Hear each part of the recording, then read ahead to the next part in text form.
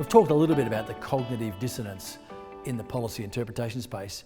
Now we're going to look at the language. Who's controlling the language?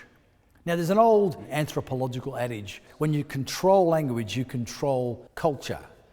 Without going into too much detail, Alexander the Great, one of the global conquerors of his day, he worked out that military conquest was a way of taking over a country, but if you want to maintain order and control, that if you control language and you control currency, make them the same, in other words, it's one language and one currency, then it's easier to control the population. It's interesting now in our space, information is currency, as well as the medium of language is all control in one space. So again, controlling language goes a long way to controlling culture. What does drug education look like in this interpretation framework? We've got this not so passive permission driving culture in our national interpretation space. So how does that affect education? How does it influence the way drug education is actually deployed? What's the interpretation, the framework around that look like? Who or what is educating our children regarding drugs? What messaging are these educators sending to our kids? You've got to remember, much more is caught than taught, and that's the whole process of a permission model. You can say, oh, drugs are bad, we prohibit drug use, we don't condone it. But when you send a passive or even aggressive permission modelling through the way you behave, your wink, wink, nudge, nudge, inevitability kind of mantras, then you've got this real, as I said before, cognitive dissonance in play, and kids are going to pick up the modelling more than the messaging. So what does drug education in its current format reflect? Does it reflect best practice, or does it just give lip service to so-called best practice? And what is best practice? When it comes to the young person, the best practice around drug use is, of course, complete abstinence. All the data's in. There is no such thing as any safe drug use for the developing brain, which is up to around 25 to 28 years of age. So any amount of drug use, legal or illegal, does a level of damage. It could be minute or minuscule, or it could be significant or large, depending on the initiation, the frequency, the volume, but it will do damage. That is absolutely irrefutable.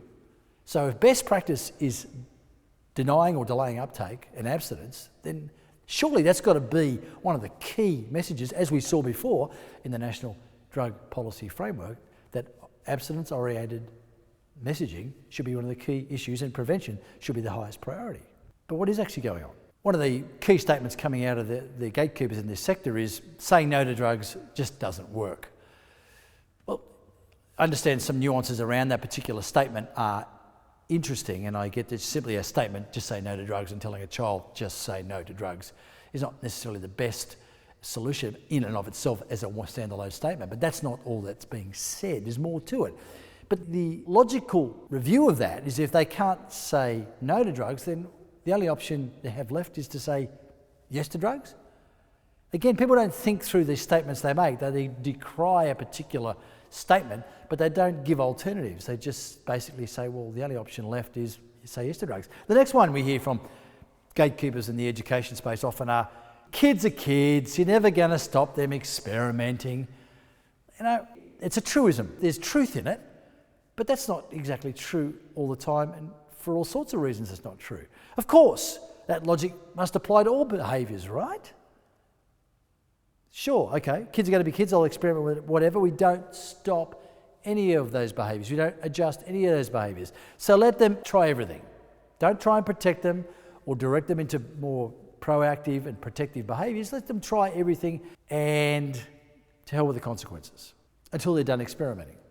Is that what we're saying? Of course we don't. We don't apply that same so-called logic to other areas. Kids will, in fact, are designed to differentiate from their environments, but they learn that through exploration, not experimentation. And if they're not exploring something positive and better, and they're given a shortcut to experiment with something lesser for a shortcut to a so-called high, all they're doing is damaging themselves and not developing their full potential as people. And that's not what good education does. It doesn't undermine their potential to develop and explore that which is going to grow them and benefit them. It only just undermines what they're doing when you teach them that their experimentation model is perfectly normal. It's disempowering at its best, and worst, it's an enabling messaging. What about this one? harm reduction works because we know it helps kids take drugs more safely, thus lowering some of the risk of acute poisoning, not necessarily chronic poisoning. Again, you start off with an expectation of use. And again, the messaging, the tacit message is inevitability. Again, so here's this driver of permission. You will do this. You are going to do this. So we might as well teach you how to do it more safely. And of course, as I said previously, there is no such thing as any safe drug use for the developing brain. So the term more safely or safer than what? Safer than death, safer than permanent disability. Any messaging that enables, equips or empowers young people to engage or entice them to experiment is bad education. It's just bad practice. The science is in and utterly clear. Say it again. Science is in and utterly clear. There is no such thing as safe drug use for the developing brain. So we've got to change our messaging and make it more effective, more evidence-based, and more practical when it comes to the protective behaviours that we should be teaching our emerging generation now. Of course, this one is the big one from the gatekeepers of much drug education in the marketplace. What about the kids already using drugs? This becomes the only focus for many of these harm reduction only focused advocates. Now, harm reduction is a good pillar of the three-pillared harm minimisation platform. It's the bottom of the cliff damage management pillar. And we want to see that in place to rescue kids, rescue people, and help them exit drug use. Absolutely. But when we employ harm reduction only ideologies into the prevention education, primary prevention education space, we've got a real problem because we're undermining the messaging. This particular education model is only focused on the kids already in this self-abusing, self-medicating, thrill-seeking, law-breaking, and often negative peer-influencing teens. This education doesn't remediate the drug-taking teen, but instead insists on all the class learning how to more safely mimic the behaviour of the dysfunctional minority and validate their poor and dangerous choices, rather than assisting this small dysfunctional demographic exiting drug use. It in fact validates it and brings the rest of the class with it. Again, undermining best practice drug education. We wanted to show you just one report from the media. This came out of New Zealand because one mum had the nous to step up and say something, and we've known of these scenarios happening more and more in Australia. But the New Zealand mum was disturbed by the step-by-step guide to meth use given to her daughter at school. And of course the argument was, because some of the kids in class were using meth, we just wanted to make sure they were safer in their using because we can't stop it. So the entire cohort of non-drug users, the majority, were taught how to use meth as part of drug education.